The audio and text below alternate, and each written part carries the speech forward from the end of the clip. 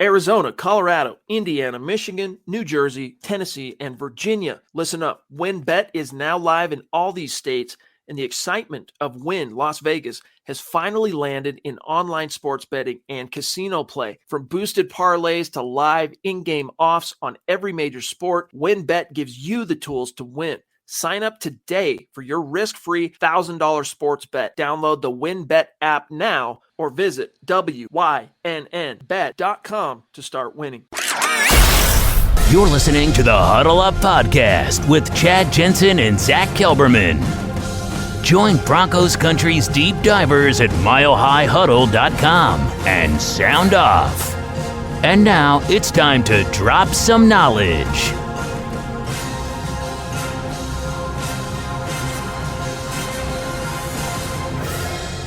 Welcome in, everybody. It is the Huddle Up Podcast, presented as always by Mile High Huddle, powered by Blue Wire Pods. I'm your host, Chad Jensen. With me, my fellow football priest, who you know, who you love, Zack Kelberman. Zack, we questioned, what did it mean, Tim Patrick getting the extension first, coming on Friday? I kind of intuited from that, well, I would assume George Paton has made overtures to the Sutton camp, and there's no deal yet because maybe Sutton wants to see what the market's going to be willing to pay him come March or whatever. I was wrong. They were in the works. They got her done. Locked up, 4-year deal worth, we'll call it just under $61 million. What was your gut reaction? My gut reaction is it's obvious now the Broncos are going big game hunting at quarterback, and I, for one, cannot be more excited.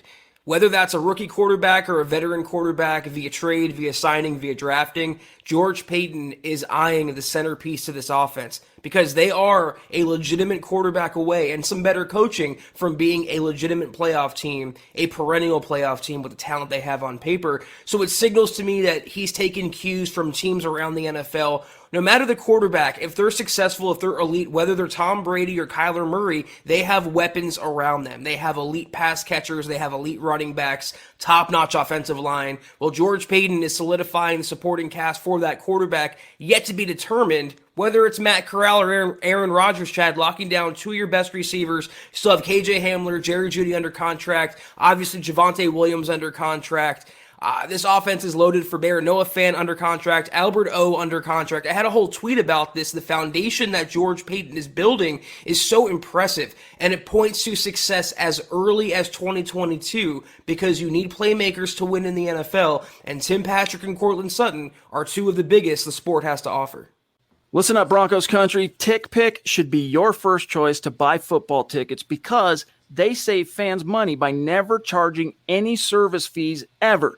TickPick is the exclusive ticketing partner for the Huddle Up Podcast and the Blue Wire Network. Denver Broncos football is finally back, and there's no need to exhaust yourself searching all over the internet to find Broncos tickets anymore because TickPick, that's TickPick, is the original no-fee ticket site and the only one you'll ever need as your go-to for all NFL tickets. TickPick got rid of all those awful service fees that the other ticket sites charge, which lets them guarantee the best prices on all of their NFL tickets. Don't believe it? If you can find better prices for the same seats on another ticket site, TickPick will give you 110% of the difference in the purchase price. That's right, guys. When we were searching for tickets for the MHH meet and greet for Week 3 at home, Broncos versus Jets, TickPick had us locked down. So visit tickpick.com/huddle today and use the promo code HUDDLE to save $10 on your first order of Broncos tickets. I think that's a very interesting way to look at it, that it's a preemptive, stocking of the shelves to try and lure the next quarterback. And if you're going to try to lure, that obviously implies veteran. I think George Paton is salivating still over the prospect of one Aaron Rodgers, and it's still very much a possibility. What were the terms, Zach? Do you remember? I mean, we don't cover the Green Bay Packers, but when he did finally show back up to camp, didn't they make some concessions about what's going to happen for him in the spring? Yeah, I can't remember the numbers. I was going to look on my phone real quick, but I know two of the non-financial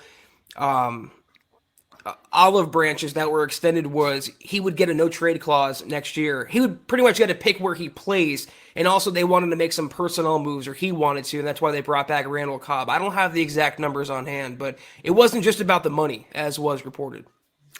But yeah, it's either going to be a guy like Aaron Rodgers. I mean, we'll see what the NFL veteran quarterback market cranks out, in 3-4 months' time. Or it could be Russell Wilson or someone like that. I mean, things are not trending in a great direction for Seattle. And Pete Carroll, even though you'd never know it by looking at him, he's freaking old, dude. Like what is he, 70? It's something ridiculous, Zach. I got to look this up real quick. Pete Carroll. Age is it 78? Maybe I'm going 70. All right, yeah, a little too much, but still, he's chewing gum like an 18-year-old though. That dude, I guarantee you, I'm a relatively healthy, maybe modest dad bod going on. 42 almost. I'll be 42 next month. I promise you, that dude could crush me in like a 100 meter or running the mile or whatever. That dude's got juice, but I think between the years, his overall message, it's just kind of started to fall on deaf ears with that team. And I think here in the very near future, you'll see Seattle looking to make a change. So I don't think in that case, Zach, it's a matter of choosing between, say, Pete Carroll and Russell Wilson. But if they are going to do a reset under GM John Snyder, you wonder how they're going to prioritize that. And you wonder, could they be so dumb as to move on from Russell Wilson, who still has ostensibly, Zach, a decade left in the tank?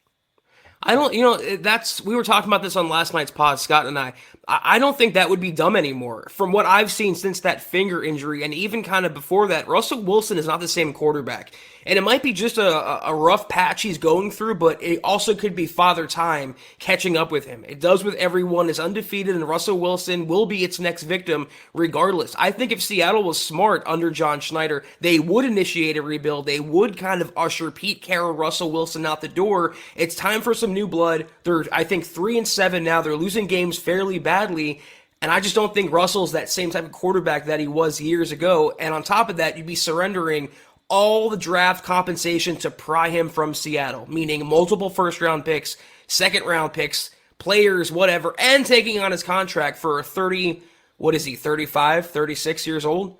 I mean, that he's not a long-term answer either. So I would much prefer, I know you might be right about Peyton chasing Rodgers. They have that NFC North connection. He might want to maybe make a play for someone like Deshaun Watson, Kirk Cousins.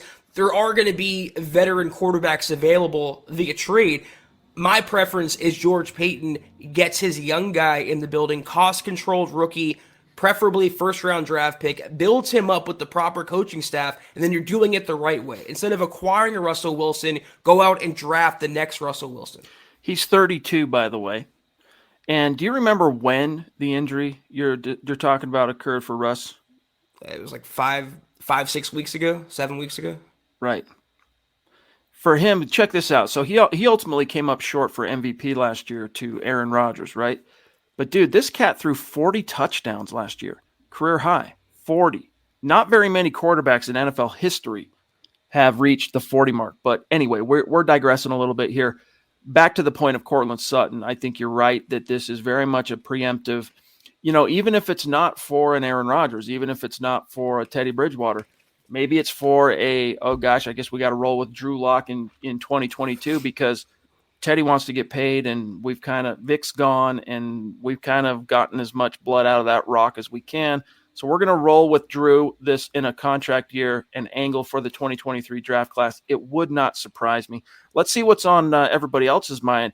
Got some questions in here about injuries.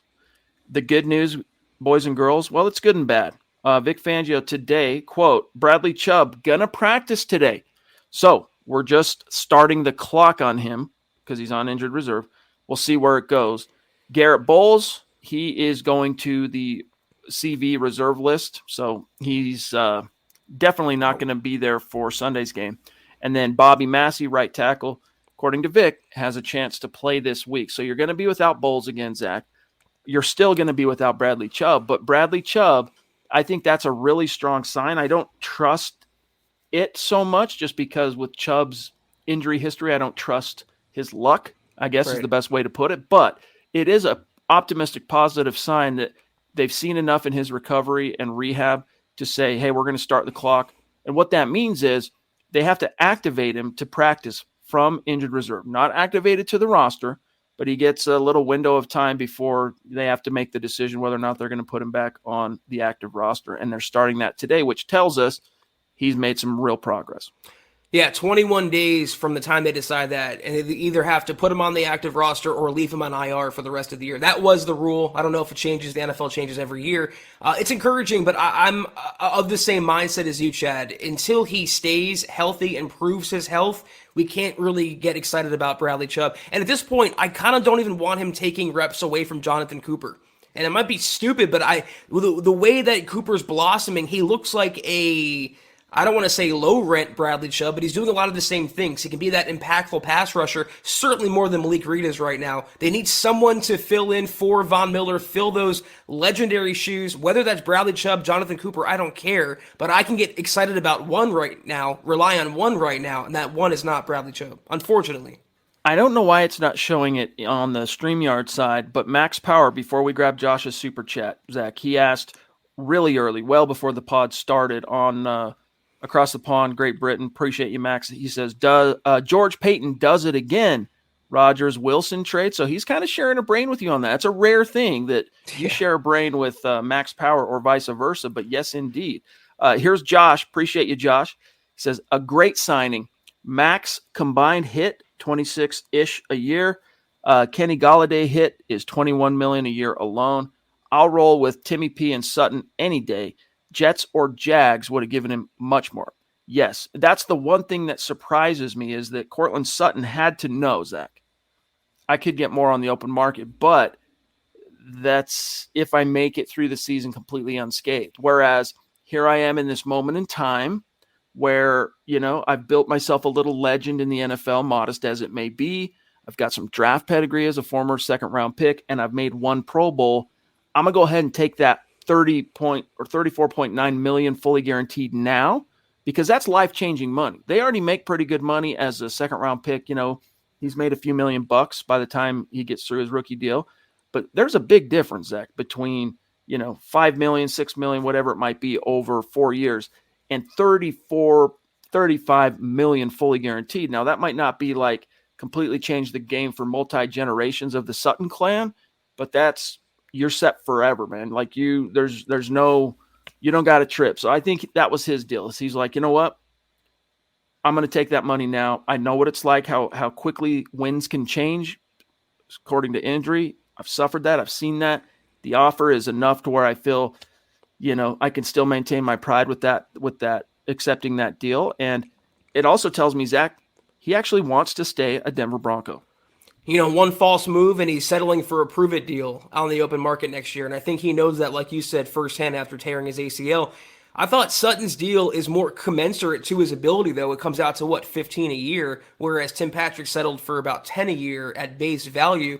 I thought Tim took a big hometown discount, and I appreciate that on the Broncos' behalf. But I thought Courtland Sutton, that's a fair deal for him. I don't think he's the best receiver in the NFL. Should be making $20 million a year, which he would have made on the franchise tag. I think about 15 is really good for him, really good for the Broncos. And again, the bigger message George Payton is sending in season, by the way, in the middle of a bad stretch, that if you play well for the Broncos, we will reward you. We will take care of homegrown talent, Broncos built talent, and that sends a great message to the rest of the team, and also players not playing for the Broncos yet, like a quarterback in the draft, in free agency, on the trade market. We're going to surround you with weapons. Come play for us.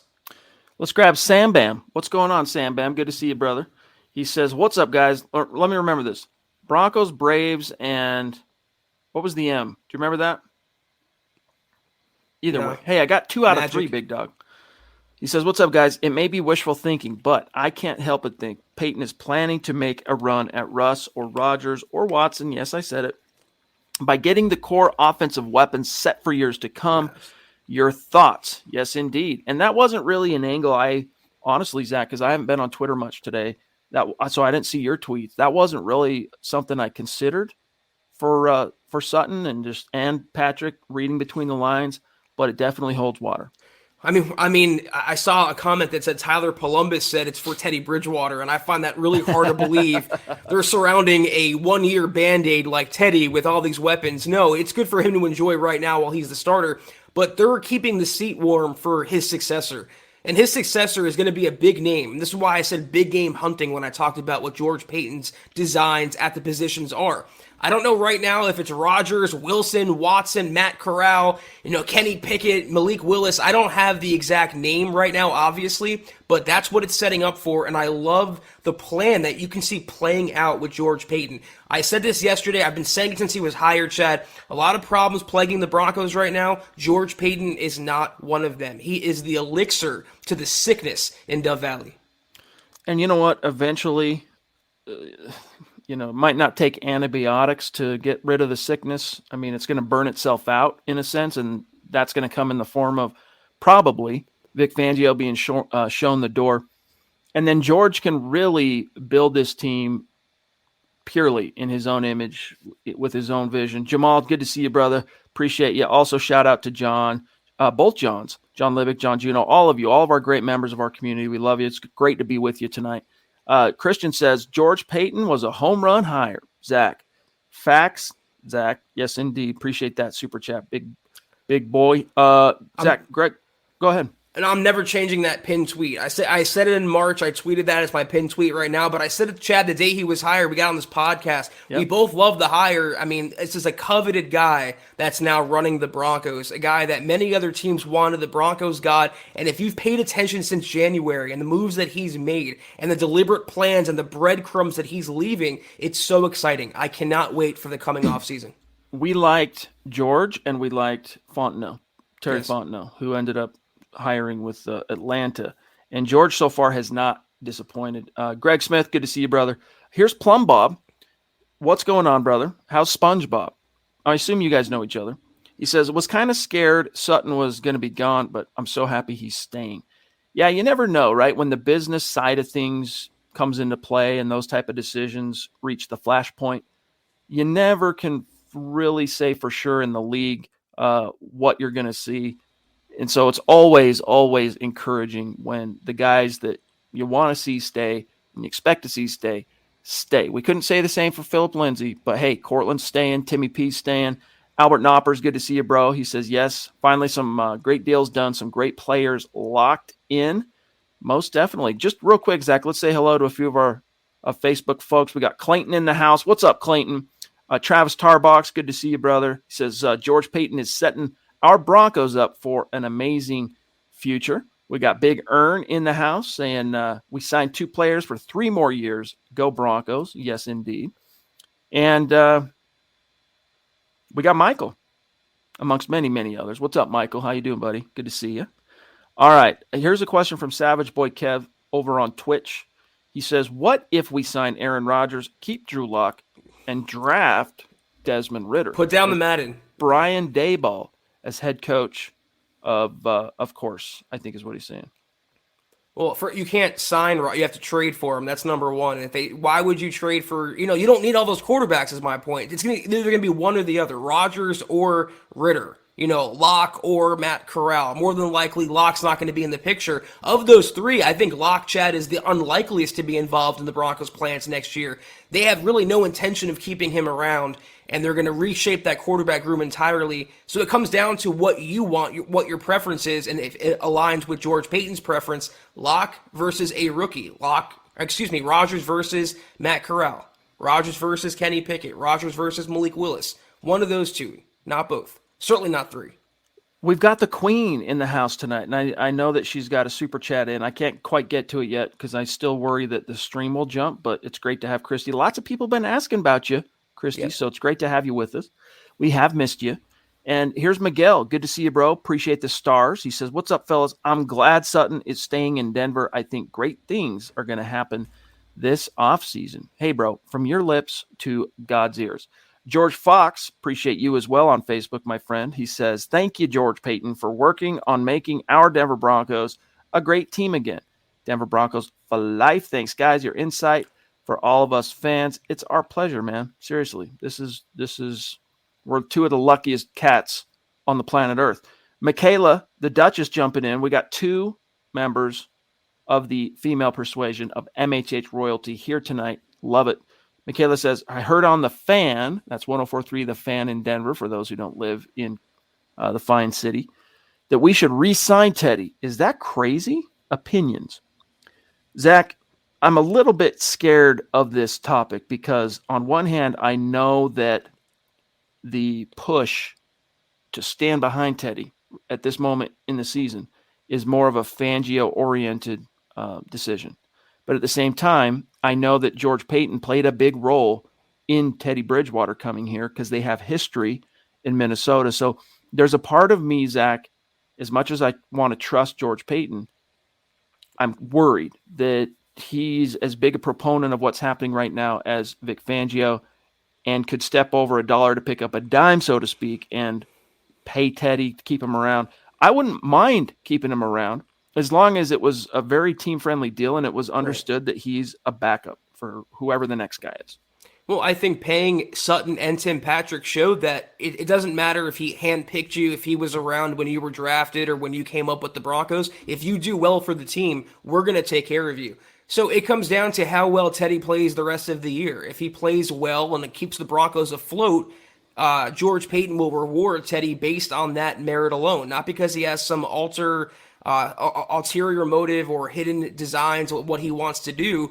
But re-sign is a subjective kind of question here. Does it mean a 3-year deal or a 1-year deal? I wouldn't mind necessarily if he plays decently well going forward and doesn't quit on the Broncos anymore. I maybe wouldn't mind a 1-year deal at 15 mil, 18 mil, whatever, most. And then you have a guy waiting in the wings like a Corral, Ritter, Pickett, whatever, Willis, what have you. That's the only scenario I'd be on board bringing back Teddy Bridgewater. Otherwise, if you want a veteran quarterback, it's going to sound crazy, but I would take someone like Kirk Cousins. I don't want a veteran. I don't want a holdover. I want a young guy, but I would take someone like Kirk Cousins 10 times out of 10 over Teddy Bridgewater. My point being, if you want a Jag, you can go find a Jag. But if you want a young guy, you got to make the decision to go all on board with that young guy.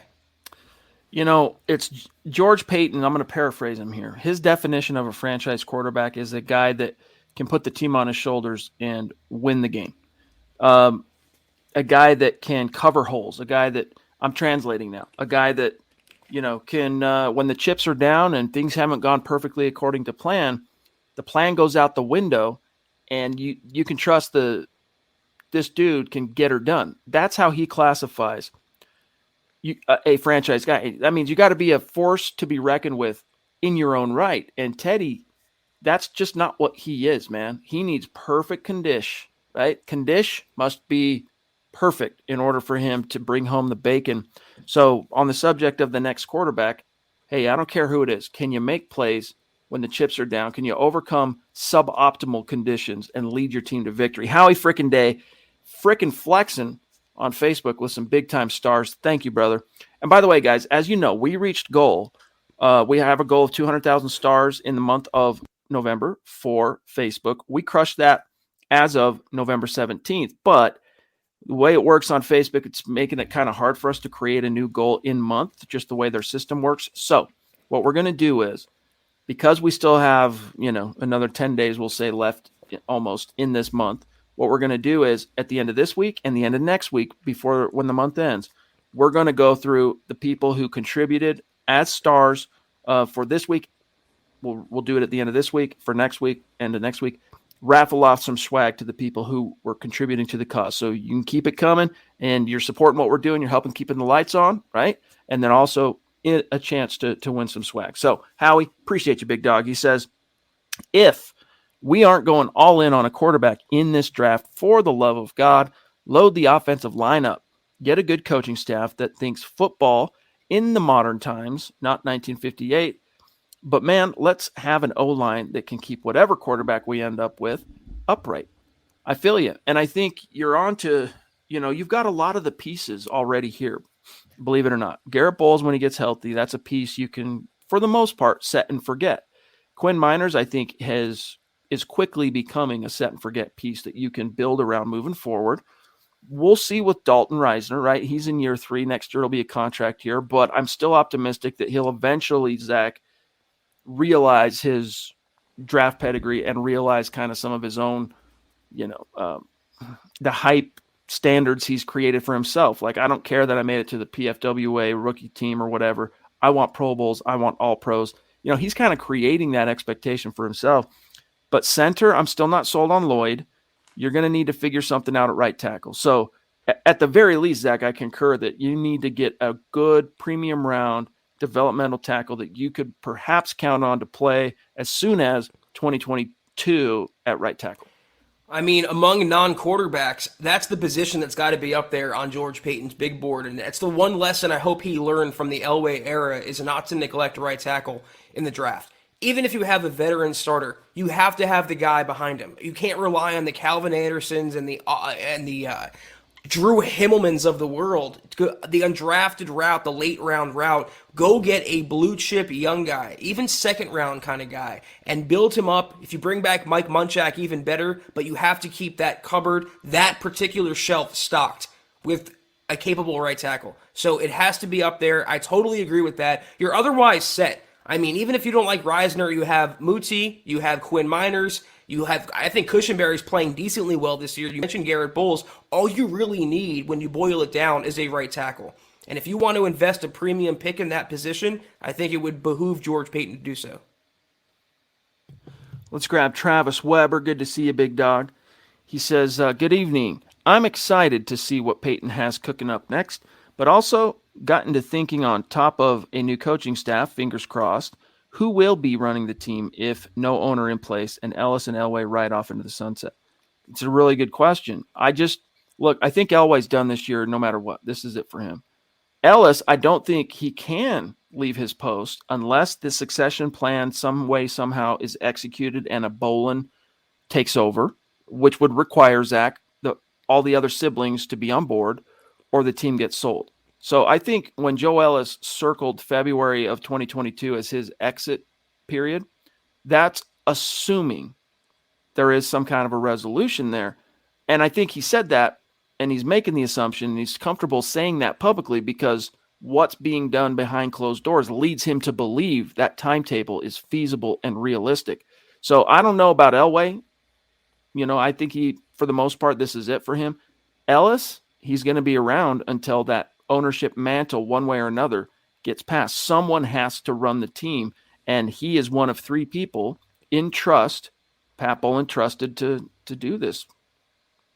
I could have sworn when the original reporting came out about Elway stepping down and hiring a new GM, it included that Ellis was going to leave after the 2021 season. Obviously, I'm wrong if what you said is the case there. But, Travis, I think it was Travis, I said it on Twitter, and I'll say it again. A lot of you kind of overrate the ownership aspect to the Broncos' lack of success. If they had better quarterback play, better coaching, they wouldn't be where they are right now, owner or no owner. Obviously, it's necessary. It's unconventional how they're doing it right now, but it's not as important as getting the on-field product better, and you do that through coaching and quarterback play. Otherwise, I echo what Chad said.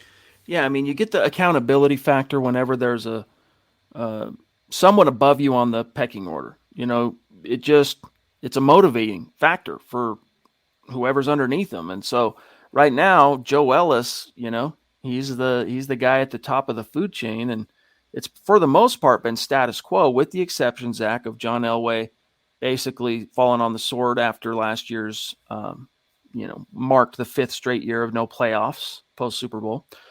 Joe Ellis, though, of course, he maintains. He can maintain a feasible, plausible, I don't need to make a change, because he's not on the football side. He's the business side. He's CEO/team president. The football operations, that's Elway. Andrew Lampy, good to see you, bro. Appreciate the stars. He says to Sutton, happy we get to watch you another few years with the best yet to come, hopefully. Yes, indeed. And here is the queen with a very generous super chat. Thank you, Christy. Love you. Appreciate you. It's not a Huddle Up podcast when Christy's not in the stream, not in the chat, contributing to our conversation. So we have missed you. Let me see here, Zach. We're going to get more to the chat and see what's on everybody's mind here. But did you guys, I assume you did. No, apologies, guys. I was at a family thing, Thanksgiving party yesterday. you got to make time for the family and your extended family. And my family decided to organize their get together on a Sunday ahead of Thanksgiving because of various factors. So I missed last night's stream, obviously, and I haven't had a chance to listen to the episode. Did you guys discuss how the AFC West performed in week 11? Not specifically, no. We kind of touched on it, but I'm going to pull that up because Vic Fangio talked quite a lot about the AFC West opponents, because this week, of course, is only Denver's second AFC West opponent of this year. They played the Raiders, got trounced by the special teams coordinator as interim head coach immediately after the Gruden resignation. And this week it's the Chargers. So how it shook out, you had the Kansas City Chiefs pretty handily beating the Dallas Cowboys, even though it wasn't a big blowout score, 19-9.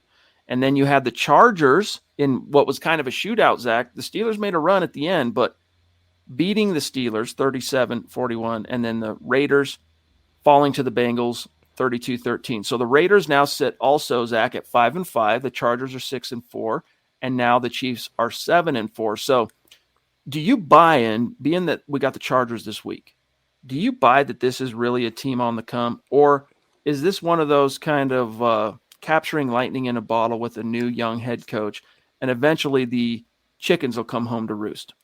I mean, would it be lightning in a bottle 2 years in a row because Herbert set records last year and he's bringing them back? I mean, the Chargers tried their hardest to charger, and they couldn't charger hard enough against Pittsburgh. Herbert led them to a game-winning drive. Their defense did the rest. I thought it was an impressive performance, and that's kind of the underlying storyline to the rest of these matchups. The Kansas City game, even though it wasn't a big final score, it's looking like that Kansas City offense is slowly coming back. And that defense now is the bigger storyline because they acquired Melvin Ingram, playing him at outside linebacker. It allowed them to move Chris Jones back inside. He had 4 sacks yesterday against the best OL in football. That's scary when you think about what he can do to the Broncos offensive line. So it looks like Kansas City is coming back to being that title contender, and the Chargers don't want to really go away. They go on, the roller coaster up and down, winning and losing, but when you have a player like Herbert, and I'll eat crow on him, I was totally wrong about him last year, you're never out of a game. And I think Brandon Staley should be in the running for Coach of the Year. The way he has that team's respect, the way he holds post-game celebrations in the locker room, it's all business, but you can tell they're all buying into his message. And when you watch that, I wish the Broncos had someone like that. Oh, wait, they did. They had Brandon Staley. I thought it was funny today. He was asked about Brandon Staley. Let me go ahead and read this answer. He talked about, hey, why did you hire Brandon Staley as an assistant for the Bears back in 2018? And what did you see in him and all that? Quote, when I interviewed him in the winter of 2018, so how long ago was that? He kind of, I don't know. I knew he had the good ability to be a really good coach. For me to predict that he would be a head coach 4 years later, I didn't predict that, but I knew Brandon had special abilities as a coach. He had a really good understanding of the game on both sides of the ball. I was really happy to hire him and thought he would progress very well, and he did. And then he was asked, Zach, on what kind of things would attract him to a younger coach, which obviously Staley was and is. Quote, it's just kind of a feel thing. I like to let them do a lot of the talking rather than me asking a ton of questions, just how they would be as a teacher, teaching their position. I kind of do it that way, and then I let it take off from there, close quote. One of the things that interests me, Zach, about Brandon Staley, the coach, is something Fangio said right there in that first remark, which is he had a really good understanding of the game on both sides of the ball. I'm not sure that's something Vic Fangio, in an objective setting, that's something that could be said about him. Well, a little known fact about Staley was he was a college quarterback, and he wasn't exactly renowned. He wasn't a superstar, but he had that experience, and he gets to look through the window on the other side of the glass. It's so important. Vic Fangio knows nothing about offense, and worse than that, Chad, he has no interest in learning about the offense. He doesn't watch them when they're on the field or practicing. He's a pure defensive guy. And one of the reasons why that staff, with a young coordinator in Joe Lombardi, has gotten the most out of Herbert is because they're committed to advancing his development. They're putting him in situations and around talent that he can succeed with. The same couldn't be said about number 3. I won't say his name. Yes, indeed. Really quick here, there's something interesting on the subject of Justin Herbert. This is what we're talking about. By the way, guys, Pat Shurmur back in the building today. So for those of you agonizing and eating your Yay. hearts out, he's back. On the jump Vic has seen in Justin Herbert from year 1 to year 2. Quote, I thought the guy was really good last year. I hadn't seen a guy coming from what was a so-called college system, a lot of spread stuff. Nobody kind of knew how he would do, and he made a tremendous adjustment and adaptation to the NFL last year. I thought that their coaching staff last year did a great job with him. The coaching staff this year has just taken him to a new level, and he's really, really good. He throws the ball extremely well, big arm, but he throws with touch. He throws a very catchable ball. Obviously, he's big, so he's hard to get down. He's athletic and fast. You saw him run for almost 100 yards last night on scrambles, so he is a complete quarterback. Zach, and then he went on to talk about how the AFC West is a quarterback-heavy division, and all along you're just going, man, quarterback envy. You just want to eat your heart out. It can be depressing. Why should he be envious? He has the reincarnation of Tom Brady and Peyton Manning, Chad, and Teddy Bridgewater. And, the thing about Justin Herbert, what's so scary is he's the first quarterback in history, I think it was, to throw for 380 yards and run for 90 yards in the same game. That's not Lamar Jackson or Michael Vick back in the day. That's Justin Herbert. So it's another glaring red flag that Fangio has nothing to say about him but cliches and platitudes and doing nothing on his own to get that same type of production out of a Broncos quarterback. It's one thing, it's almost like he likes everybody else's stuff but hates his own stuff. We know where that starts. And we know where it ends. Right. Unemployment line, yep. Big dog. Randy, appreciate you, my friend, supporting every single night, the stars, the conversation. You mean a lot to us, big dog, up there in the great white north of Alaska. He says, which players do you see Peyton trading on draft day along with picks to get a new QB? So let's just assume, for the sake of fantasy and in conversation here, Zach, Peyton trades up for one of, pick whoever it ends up being the top guy or whatever, one of the top two guys. If a player is dealt, I guess it would be a little bit, Randy, contingent on who the partnering team is here, because we would need to know what their needs are to kind of try and guess that. But you got to look at who's valuable.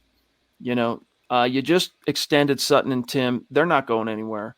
Garrett Bowles probably not going anywhere. Justin Simmons probably not going anywhere.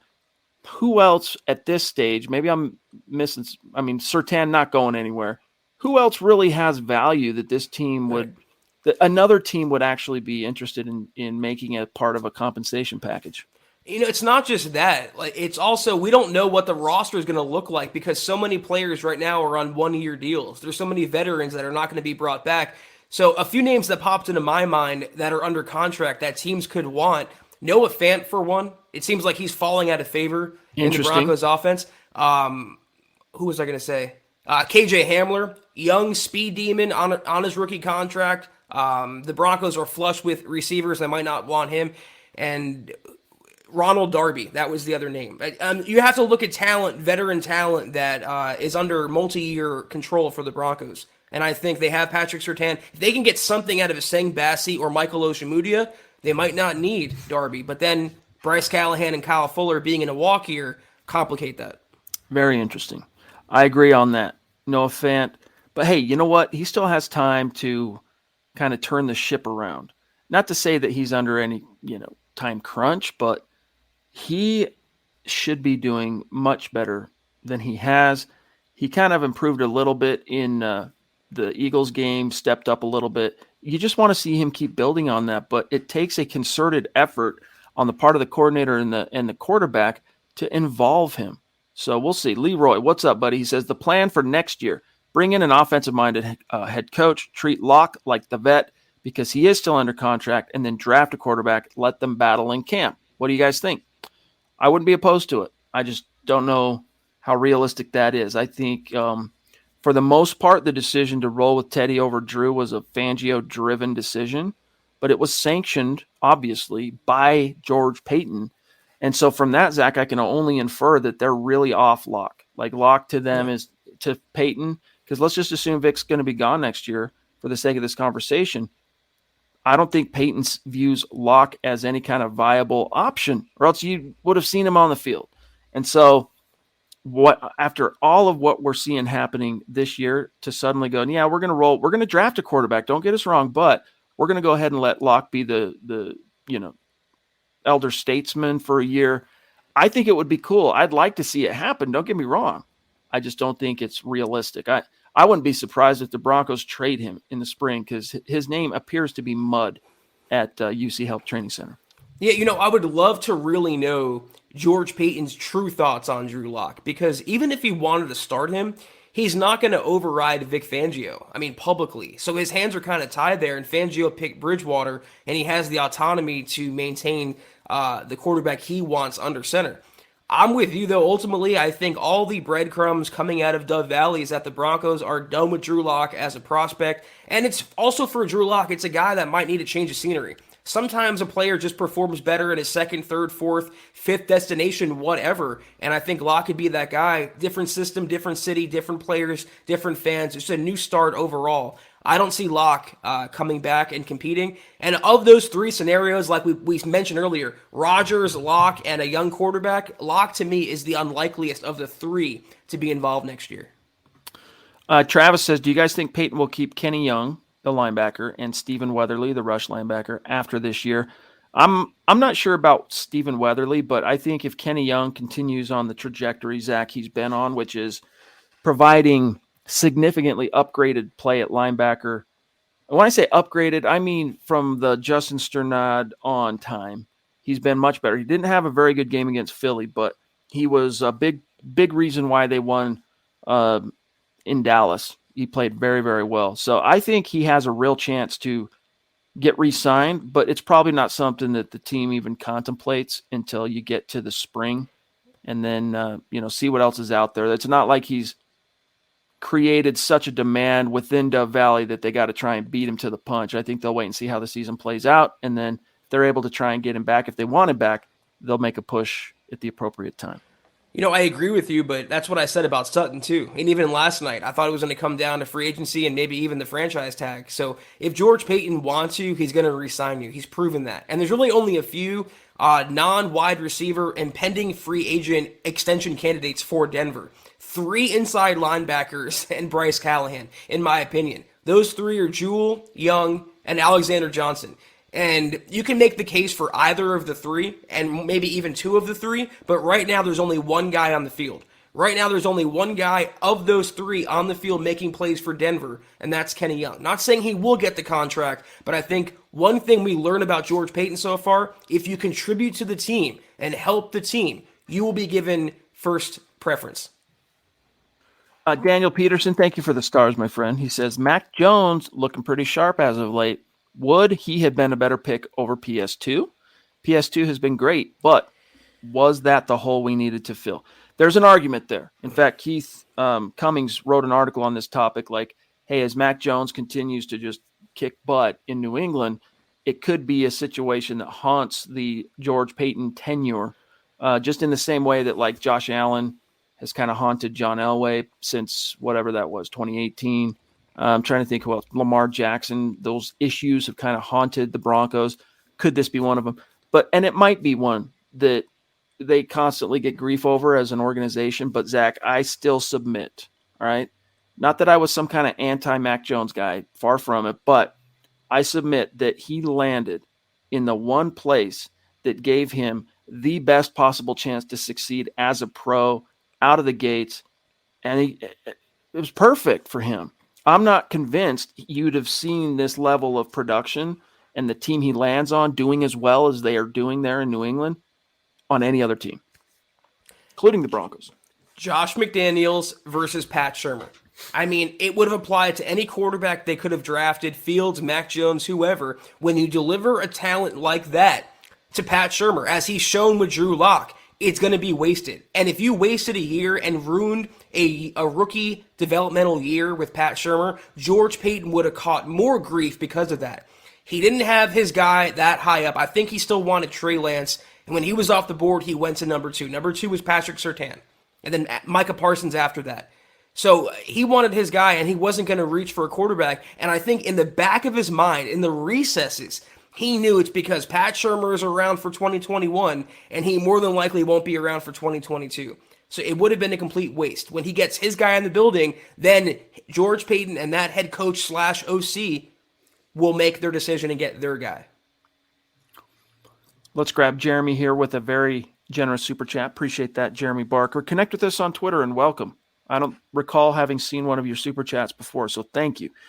But he makes this super chat, Zach, in part to declare no Malik Willis. He's not feeling Malik Willis, the Liberty quarterback, which I understand. He kind of created some solid buzz for himself after last season, but he hasn't quite been able to live up to the hype this year. It'll be interesting to see what his draft stock does when you get to the pre-draft trail, whether it's the, what pro days. I'm trying to remember. Is he a senior? I don't recall. Either way, combine, stuff like that, workouts, it can alter things, especially for quarterbacks. So I don't know. I'm undecided on it. I don't think I'd be all that interested in trying to move mountains to get him in the first round. But if you're the Broncos and let's say you kind of finish Zach middle of the pack and you land with like a pick 15, 16, 17, something like that, and he's there, yeah, I would definitely consider taking him there because the freaking athletic tools are off the charts. If you ended up hiring, and that kind of ties to this one here, Zach, the right head coach, offensive mind to kind of, steward him. The thing about Willis, you put him on an SEC team and not Liberty, I think his stats look a lot better because the plays he makes on his own are, mind-boggling. It's just his offensive line lets him down. His pass catchers let him down if you watch the games. So he definitely has the raw tools. And I think he's the highest upside, lowest floor guy in this draft. A poor man's Trey Lance, if you will. And again, if you have the right conviction about him and the right coaching staff around him, I'd pull the trigger. Maybe not top 5, but top 15. And, corral, pick it off the board. Absolutely. I'm taking that chance. All right, let's see what else we got here. And yes, Miguel, he wants to know, with these moves, does he already have a mind or a head coach in mind as far as bringing in a quarterback? Hard to say, buddy. Really hard to say. There's no way to know. I'll tell you this. Brian Daboll is presiding over what appears to be a regressing Josh Allen here in, what is this, his fourth year? Year 4? Yeah, fourth year. What's your read now on Josh Allen, Zach? What's your read on Brian Daboll as a head coach prospect? See, I don't judge. I'm not that impulsive where I'm going to start judging a coach's whole body of work on a couple games. If you've seen the work that Daboll has done with Josh Allen, the film he's put together before this rough patch, that's what makes him hireable to me. What's plaguing Buffalo right now is they don't have much of a running game, and teams are playing cover 2, kind of like how they're defending Kansas City. Cover 2, 2 safeties over the top, taking away the big plays and letting the smaller plays develop. That's making Stephon Diggs a non-factor, Emmanuel Sanders, Cole Beasley. When you're relying on Dawson Knox and Zach Moss, that's not the weapons that Josh Allen, Brian Daboll had in mind. So credit to opposing defenses. I would still love Daboll, Kellen Moore, Greg Roman, Joe Lombardi, Byron Leftwich, etc., Eric Bieniemy. I don't know that George Paton has a name in mind right now, but I think he has the big picture in mind that if or when he moves on from Vic Fangio, more than likely going to be an offensive coach. I just don't want a Mike Zimmer, Kirk Cousins pairing. That's not sexy at all. He's on pace, Josh Allen, to potentially reach 5,000 passing yards this year. If you look at these numbers, and let's pretend these numbers I'm about to read off, Zach, were Drew Lock, how would you feel about him? 65% completion, 2,800 yards in 11 games now. I think 11. Either way, it might be 10. 21 touchdowns and 8 picks. You'd take that all day long, right? I would, but I think Lock is capable of more than that. But at baseline, you can win with that. So, yeah, I don't think, even if the Bills end up having a disappointing season in the final analysis and miss the playoffs or whatever and fail to live up to their expectations, I think Brian Daboll remains a very hot name in coaching circles, and it actually might make it easier for him to get hired, Zach, because if you're not playing deep into the playoffs, it's just an easier prospect getting that job. I mean, you kind of have to want to leave the job you have right now. We don't even know. We're not that in tune with Buffalo. We don't know if he wants a head coaching job, but he knows the rumors are out there. And if he wants to get in a bigger pond as a smaller fish, then so be it. If he chooses that route, he'll have suitors banging down his door, and I hope the Broncos are one of them. So Brian Daboll, real quick, this dude is a really weird. He kind of has a weird arc as a coach because he started out under Bill Belichick, 2000, 2001, and then as a defensive assistant, Zach. Then he becomes a receivers coach under Belichick from 02 to 06. Then he bounces, follows Mangini as a quarterbacks coach with the Jets in 07, 08. Goes on and under Shurmur, right? Wasn't Pat Shurmur's tenure as Cleveland's head coach 09 and 10?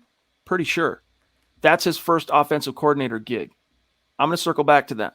Miami Dolphins in 2011, offensive coordinator. Kansas City Chiefs, 2012, offensive coordinator. That was right before, that was the last year before Andy Reid showed up. And then Patriots again as a tight ends coach for 5 years, 2013 through 16.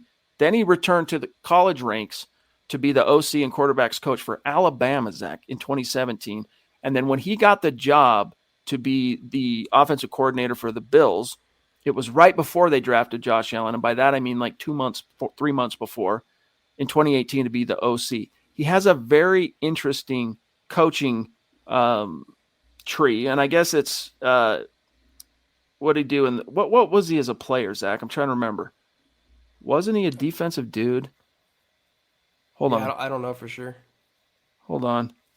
Maybe not. Either way.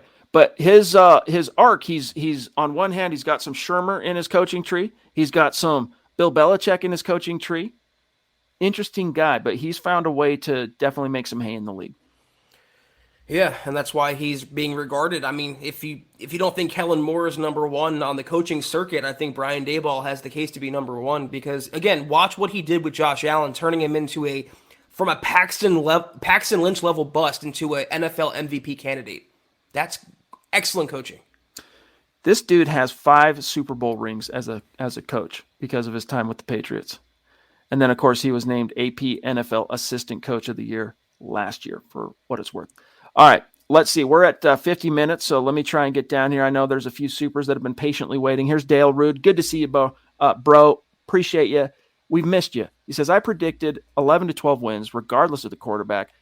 Didn't factor that if the coach is named Teddy starter, this team would be playing not to lose from the coaches to the QB. It's a losing mindset. Yes, it is, my friend, and it's absolutely infuriating. We liked the odds. This was something, Zach, we echoed during the offseason. Hey, we think it should be Drew. If it's not, we still feel pretty good about this team's chances of being able to win with Teddy as a playoff threat. And they technically, halfway through the year, are a threat for the playoffs right now. They haven't played themselves out, but they're about to. I hate to be the bearer of bad news. Well, I also said I'm more scared of the Broncos coaching staff than I am Teddy Bridgewater, and that take has held up, well as well. Teddy is not winning the Broncos games. I don't think he's, except for last week, losing the Broncos games. They can do better, but they can do worse. It's the Broncos coaching staff that can be a lot better. A lot. What about Matt Ryan? Nah. How would you feel about the Broncos making a push to acquire Matt Ryan? Scott covers the Falcons, all right? He grew up as a Falcons fan as well. He told me, Zach, they can't really get out. They can't move on from him in terms of cutting him till 2023 at the soonest. So if he leaves Atlanta, it's because he got traded. It just doesn't excite me. Like I've watched some Atlanta games this year, and his arm strength has fallen off, and he's getting up there in age, and he's taken a beating in his career. I feel like in the 28-3 era with Kyle Shanahan, if he couldn't get over the hump then, he's never leading you to the promised land. And isn't that the whole point, Chad? It's not to have a winning record or to sneak into the wild card round. It's to win a freaking Lombardi trophy. So if Matt Ryan's not going to guide you to that, then it's no reason to pursue him. Dave wants to know, I need a firm update on when I can start reading Slow Getting Up for Broncos Book Club. I'll give you one. You ready? Start this week for Thanksgiving. All right? We will do the next episode of Broncos Book Club, not this Saturday, the next. All right, that next Saturday, whatever the date is, I don't have my phone. My phone just died. So not this Saturday, but the next, we'll cover the first 2-3 chapters of Slow Getting Up. So get started, and we'll talk about it then, bro. Appreciate your patience. Tony D.A. Dubzak, what's up, fellas? O-line struggles are due to play calling. Can I ask, the last time we threw a slant route? Go Broncos. True. Just mystifying staples that you expect to see in a competent NFL offense, just conspicuously absent. For anyone who watched the Dallas game, Kansas City game yesterday, the Chiefs had a touchdown where it was Travis Kelce taking a snap. Travis Kelce taking a snap at a Wildcat with Patrick Mahomes lined up behind him. I mean, Kellen Moore has plays where he splits out Connor Williams, a 360-pound guard, at wide receiver. And we're begging for a slant route or a screen pass. It's just so pathetic where the Broncos are right now, and they've hitched their entire wagon to, of all people, Pat Shurmur. And he's been shown to get worse and worse and less creative as he's gone on. It's pathetic. Here's Kayaka with an extremely generous super chat. Thank you, bro. Thank you. Legendary, Mount Rushmore superstar. He says, I'm so happy Courtland and Timmy P do not share an agent with Dennis Schroeder, NBA, LOL. Dude passed on $84 million to sign a one-year deal for just a few mil. Ouch. Elated for Timmy and Courtland. George Payton, exec of the year. Much aloha. Yeah, not in spirit, not in heart. In the minds of Broncos fans, yes. But unless your team's wrecking shop, you're not going to win executive of the year, so for what it's worth. But I feel you. We're right there with you, big dog. I think right now Steve Keim is the leader for Executive of the Year, the GM of the Cardinals, considering how well they're playing and doing over there. Even without Kyler Murray, they're putting up a fight. But I did tweet this, Kayaka, a few weeks ago. If the Broncos do make the playoffs, I think George Payton should be in serious consideration for GM of the Year. And those who've watched him work since January knows the Broncos have a real one and a great one in the front office. Sam Bam again. Thanks, brother. What about Gardner Minshew, Mitch Trubisky, or Dwayne Haskins? Ha ha, JK. Let's move on now. We appreciate the mirth, though. We need the laughs. We got a rapid fire, guys. We're about out of time. Kayaka, again, bro. Thank you, my friend. And he is a friend. We got to hang out all day. Week 3, the Jets game. Kicked it with Kayaka. Watched the game with Kayaka. High-quality cat. Love you. He says, my opinion, extending Sutton and Timmy is smaller of a factor than you may think. I believe if you lose one or both of those studs, you plain just don't win many games, regardless of who the quarterback is. Also, the division we're in plays a factor. Yeah, dude. And you know what? Someone down the road is going to be sending little thank you cards to George Payton that these two got re-signed. Whether it's Aaron Rodgers, a quarterback in the draft, whoever. Did they absolutely have to have him back? I think they absolutely had to have one of them back. But, it's a logjam position for this team, wide receiver. They got a lot of young talent. They're going to have to confront what to do with Jerry Jeudy and KJ Hamler in 2023-ish, so they're just getting a jump on that. I hope whoever the quarterback is likes jump balls, because when Tim Patrick, Courtland Sutton on the field, those are the two best guys in the business, to get a 50-50 pass. So it does signal again that George Payton has serious plans for the offense, and that includes upgrading a quarterback and putting him into a well-oiled machine, because behind the quarterback is Javonte Williams. Flanking him are those receivers. That's a good position to be in for any quarterback. Shane Daniels, appreciate you, bro.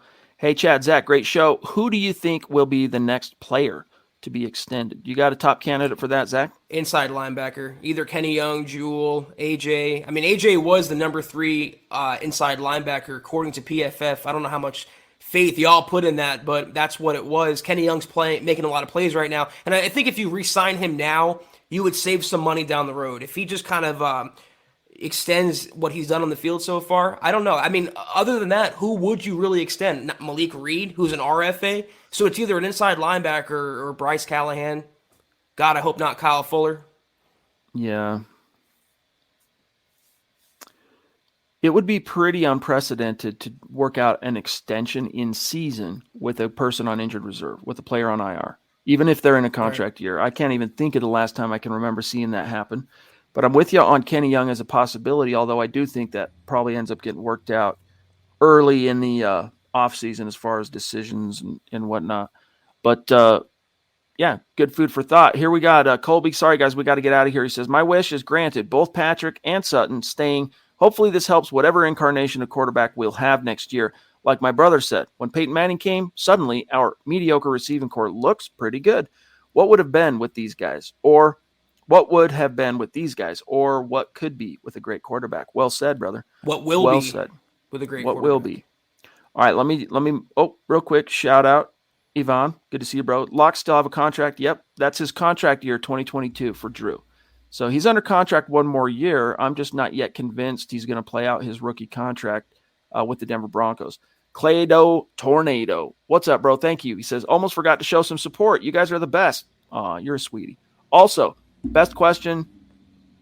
Wait, hold on. Are the best. Also, question. Second biggest need besides quarterback. Personally, I say inside defensive line, interior defensive line. Zach, your thoughts? We had this debate on the pod last night, Scott and I. It was either would you prioritize edge or cornerback? And Scott and I both said edge because they really don't have anyone there, and they have some bodies at cornerback that you can win with. So I'm going to say, not interior. They have some guys there. I have to say edge and right tackle among the non-quarterback. You got to get a right tackle. To me, it's the no-brainer edge. You could make an argument for the interior defensive line, but guys, it's edge and it's right tackle. Those are the two biggest Achilles heels for this team right now. Not only right now, but like beyond this year, as far as do you have dogs coming back that you can count on? Not really. Claydo, Chubb's going to be here, but we still don't know what that's going to be. Like, we haven't seen a fully healthy season from this cat since his rookie year. Claydo, again, he says, also, I would rather hire Jason Garrett than Byron Leftwich. He was awful that 1 year with Arizona, left a bad taste in my mouth. That was a really poor situation, too, though. No, Jason Garrett, please. No, Jason Garrett, please. Rehash. God, no. He'd be a second go-round guy. At least Leftwich would have, he's getting an opportunity for the first time juice. Zach, Hey, here's a newer name. I'm not going to try and butcher your name. Welcome. Thank you. Appreciate you. ZZ. Look, first super chat I can recall, and you're already getting nicknames, dude. I'm calling him Zach Galaxy. There you go. Boom. Just got online. Not sure if you addressed it, but have read a bunch of articles saying Dan Quinn is being considered for head coach. Thoughts? Miss me, dude. Miss me on Dan Quinn. You just want to recapitulate. Look, I think Dan Quinn is a much better head coach competency-wise than Vic Fangio. Don't get me wrong, all right, on that front. The proof is in that pudding. He almost got a ring. Almost came this close to getting a ring. So I don't want to rake this dude through the mud, but it needs to be an OC. And at this point, it's only writers and insiders speculating. To my knowledge, there is no source of, there's not some insider saying, according to sources, George Payton likes Dan Quinn. That hasn't happened. Dan Quinn, I thought you were going to say this, but I agree with what you said as well. Dan Quinn is a much better coordinator than he is a head coach, though. And that's, what he's doing in Dallas right now. He kind of stymied that Kansas City offense. He's doing a great job taking over in Dallas, but that's where he belongs, in that spot. Kind of like Fangio, much better coordinator than a head coach. I don't want Jason Garrett. I don't want Dan Quinn. Give me a refreshing, young, up-and-coming guy. Take the chance. Go for the upside, not the floor. Yep. Rage Quit. Good to see you. If we get a new head coach, I would like Chiefs offensive coordinator or Bucks offensive coordinator. And if the Dolphins get Watson, I would like to see the Broncos get Tua. No. I wouldn't hold your breath on Bieniemy, but Leftwich is I like them both as candidates. I don't love either one of them per se, but Leftwich to me is a very intriguing coordinator option to be head coach, just because he was very similar to Teddy Bridgewater in terms of the type of leader he was when he was a player and how he was kind of known with his respective clubs. Only I think you could maybe argue he had a little bit more production than Teddy as a pro quarterback. Then he goes on to, bumps his head along the way, but he's held some pretty serious jobs. And he also got to work with Tom, dude.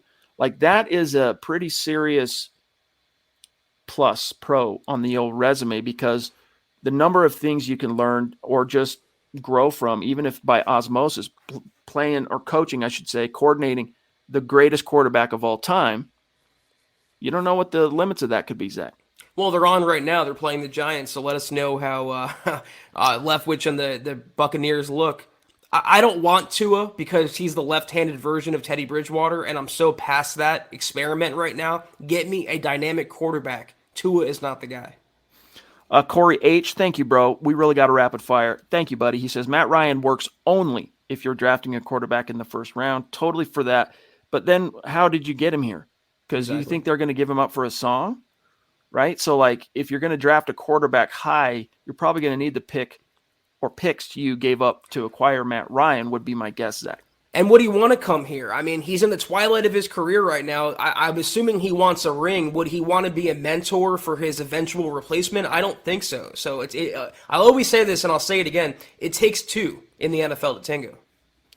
James Grossman, appreciate you, bro. Hey, gents, love the flood of good content the team at MHH is pushing out lately. Keep it up. Most kind, brother.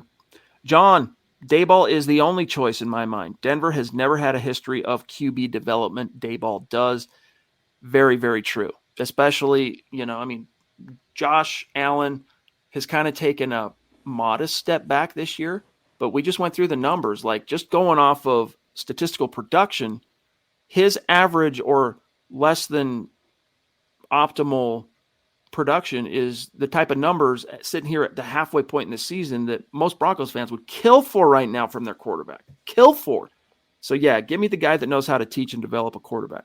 And who's been, as you mentioned, at Alabama alongside Nick Saban. I mean, that's a big feather in his cap, and it kind of gives him a unique perspective as well, especially if the Broncos want to draft a quarterback. Who better to lean on for that route than Nick Saban, and who has Nick Saban in his Rolodex, and that's Brian Daboll. So I'm all for it. If, Zach, we got to get out of here, so if you want to do the rundown, I'll pull up and see if Facebook wants to help us, show who the contributors were. We were blessed to get another super from Zach Galaxy. We appreciate you so much, Zach. Thank you, Zach. You're coming on really strong. And ZACK, by the way, I got to give you major props for that. We're caught in a ZHCH world, Zach, so you're doing it the right way, and I respect that. Who do you take at quarterback in draft? I know Corral personally, not sold as an NFL starter. I don't know if you know him, if you know him off the field personally. I guess that's what that means. But everything I've seen on paper so far, not the biggest, or on film, not the biggest or best draft class compared to last year, but I think he's the safest and best choice right now among the quarterbacks. A sneaking part of me likes Kenny Pickett, though. I get a lot of Justin Herbert vibes from him. Malik Willis has the upside, the dual threat ability. So if you don't want Corral, Zach, I understand that, but I think right now he is QB1. All right, guys, before we get out of here, shout out to the top star senders tonight. Here's how we finished. We will be raffling off some swag at the end of this week for the people who contributed stars this week. So stay tuned for that. Howie frickin' Day, Miguel, Randy, Andrew, Lampy, that is, Cameron Wadman. Thank you, Cameron. I don't think we got one of your questions. We'll make it up to you. James Grossman, Travis Tarbox, Shane Daniels, Colby C. Collier, Gary Leeds Palmer, Andrew Baker, Mike Reno, Daniel Peterson, Yvonne George, and Travis Weber, and last but not least, Dave Glassman. Love and appreciate each one of you. All of our Super Chat superstars, Mile High salute. Love you, appreciate you. We'll do a full update on where things stand on the Super Chat giveaway, the top 5, when we come back Wednesday. Scott was off tonight, so we'll circle back, hang till then. And then otherwise, Zach, sign us off, bro. Yes, sir. Until we see you guys next time on Wednesday evening for more of the Huddle Up Podcast. Follow us on Twitter at Huddle Up Pod. You can follow the main account for all your Broncos news, analysis, and rumors at Mile High Huddle. You can follow Chad on Twitter at Chad and Jensen. You can follow myself at Kelberman NFL. If you haven't already, go to huddleuppod.com and get yourself a hoodie that Chad's rocking, a hat that Chad's rocking, a coffee cup. Anything and everything you can imagine is in that store. Your one-stop shop at huddleuppod.com. Also, facebook.com/Mile High Huddle. Very important, guys. Hit that big blue button. Become a supporter. You get instant access to our VIP programming, including Kelberman's Corner, Broncos Book Club, Trickle Zone, each and every week. We appreciate all the patrons tuning into that. Also, facebook.com/Mile High Huddle Pod. Like that page and follow that page. And if you haven't, go to Apple Podcasts and leave your football priest a 5-star review for a chance to win a hoodie, a hat, shirt, etc. each and every month. Also, if you can't do any of those things, do these 3 things. Take a few seconds. Subscribe, like, and share this video and every video you see on the MHH channel. Chad, it helps us grow and reach more Broncos fans just like you. And guys, that Apple Podcast thing is huge for us. So even if you are with us live every night, you don't even listen on demand. If you're an iPhone user, go find us on iTunes, Apple Podcasts, whatever it's called now, and give us that 5-star rating. It helps us out a lot, and it gets you a chance to win some swag. So as Zach said, love and appreciate each and every one of you. We want to give it away too, so be sure to take care of that, guys. But we'll be back Wednesday night for more of the Huddle Up podcast. Take care, and as always, go Broncos. You've been listening to the Huddle Up Podcast. Join Broncos Country's deep divers at milehighhuddle.com to keep the conversation going.